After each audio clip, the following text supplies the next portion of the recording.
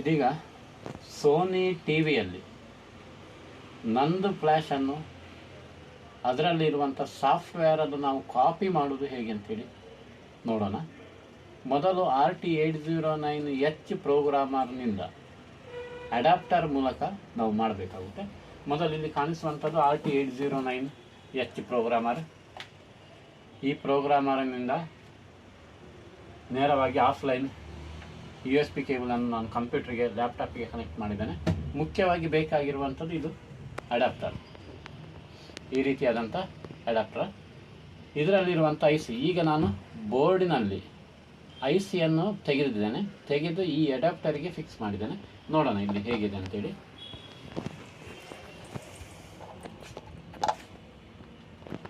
ಇದರಲ್ಲಿ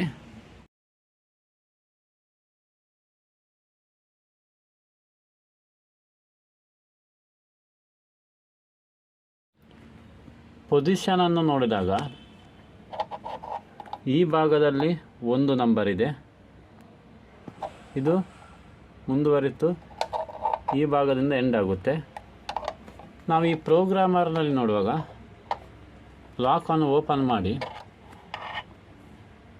ಈ ರೀತಿಯಾಗಿ ಫಿಕ್ಸ್ ಮಾಡಬೇಕು. ಅಂದರೆ ಪೊಸಿಷನ್ ಇಲ್ಲಿರುತ್ತೆ, ಇಲ್ಲಿ ಎಡ್ಜ್ ಮಾರ್ಕಿದೆ, ಈ ರೀತಿ ಫಿಕ್ಸ್ ಮಾಡಬೇಕು. ಫಿಕ್ಸ್ ಮಾಡಿ ಲಾಕ್ ಮಾಡಬೇಕು. ಲಾಕ್ ಮಾಡಿ ಮುಂದೆ ಕಂಪ್ಯೂಟರ್ನಲ್ಲಿ ನಾವು ಆಫ್ಲೈನ್ ಸಾಫ್ಟ್ವೇರಿಗೆ ಮೆಥಡ್ನಲ್ಲಿ ಹೋಗಬೇಕಾಗುತ್ತೆ. ಮೊದಲು ನಾನು ಈ ಪ್ರೋಗ್ರಾಮರಿನ RT809H ಇಲ್ಲಿ ಕಾಣಿಸುತ್ತೆ. ಈ ಪ್ರೋಗ್ರಾಮರ್ ಪ್ರೋಗ್ರಾಮರಿನ ಆ್ಯಪನ್ನು ಓಪನ್ ಮಾಡ್ತೀನಿ. ಓಪನ್ ಮಾಡಿ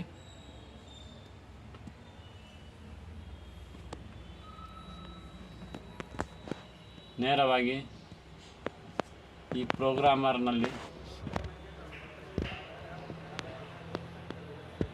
ಸ್ಮಾರ್ಟ್ ಐಡೆಂಟಿಫೈ ಹೋಗಬೇಕಾಗುತ್ತೆ. ಯಾಕಂದರೆ ಇದು ಆಫ್ಲೈನ್ ಇದೆ. ಫಸ್ಟ್ ಮೊದಲು ಕಾಣಿಸುವಂಥದ್ದು ಸ್ಮಾರ್ಟ್ ಐಡೆಂಟಿಫೈಯನ್ನು ನಾವು ಕ್ಲಿಕ್ ಮಾಡಿದ ಕೂಡಲೇ ಇಲ್ಲಿ ಬೇರೆ ಬೇರೆ ಆಪ್ಷನ್ಗಳು ಬರುತ್ತೆ. ನಾವು ನಂದು ಫ್ಲ್ಯಾಶ್ ಅಂತ ಹೇಳಿದ್ವನ ಮೇಲ್ಗಡೆ 25Q ಫ್ಲ್ಯಾಶ್ ಐಸಿದ್ದು EMMs ಇದ್ದು ಕೂಡ ಇದೆ, EMMs ISP ಕೂಡ ಇದೆ. ಓಕೆ ಇಟ್ಟು ನಂದು ಫ್ಲ್ಯಾಶನ್ನು ಸೆಲೆಕ್ಟ್ ಮಾಡಿ ಓಕೆ ಮಾಡುವಾಗ ಇದರ ಒಂದು ಡೀಟೇಲ್ಸ್ಗಳು ಬರುತ್ತೆ. ಇಲ್ಲಿ ಡೀಟೇಲ್ಸ್ಗಳು ಬಂತು. ಇದರಿಂದ ಯಾವುದೆಲ್ಲ ಡೀಟೇಲ್ಸ್ ಇದೆ ಅಂತೇಳಿ ಇಲ್ಲಿ ತೋರಿಸುತ್ತೆ. ಇದು ಅಡ್ಯಾಪ್ಟರ್ ಮಾಡೆಲ್, ಅದರ ಡೀಟೇಲ್ಸ್ ಇದೆ. SOP 48 ಅಂತ ಹೇಳುವಂಥದ್ದಿದೆ. ಓಕೆ ಅಂತೇಳಿ ಓಕೆ ಅಪ್ಡೇಟ್ ಅಂತೇಳಿ ಬಂದಿದೆ. ಸ್ಟಾರ್ಟ್ ರೀಡಿಂಗ್ ಅಂಥೇಳಿ ಬರ್ತಾಯಿದೆ, ರೀಡಿಂಗ್ ಚಿಪ್ ಅಂಥೇಳಿ ಬರ್ತಾಯಿದೆ. ಈಗ ಈ ನಂದು ಫ್ಲ್ಯಾಶ್, ಸೋನಿಯ ನಂದು ಫ್ಲ್ಯಾಶ್ ಪ್ರೋಗ್ರಾಮರ್ ಮೂಲಕ ಕಾಪಿ ಆಯಿತು.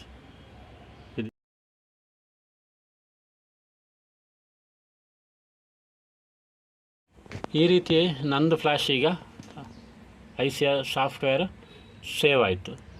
ಈಗ ನಾವು ಇದನ್ನು ಕ್ಲೋಸ್ ಮಾಡಿ ಚೆಕ್ ಮಾಡಿದಾಗ ನೋಡಿ ಇಲ್ಲಿದೆ ಈ ಫ್ಲ್ಯಾಶ್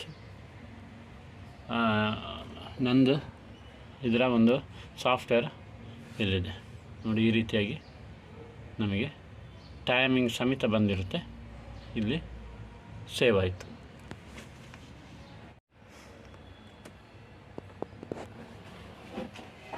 ಮೊದಲು ಈ ಒಂದು ಪ್ರೋಗ್ರಾಮರ್ ಮೂಲಕ ನಾವು ಸೋನಿಯ ಏನು ಡಾಟಾ ಸಾಫ್ಟ್ವೇರ್ ಡಾಟಾವನ್ನು ಸೇವ್ ಮಾಡಿಟ್ಕೊಳ್ಬೋದು. ಮಾತ್ರವಲ್ಲ,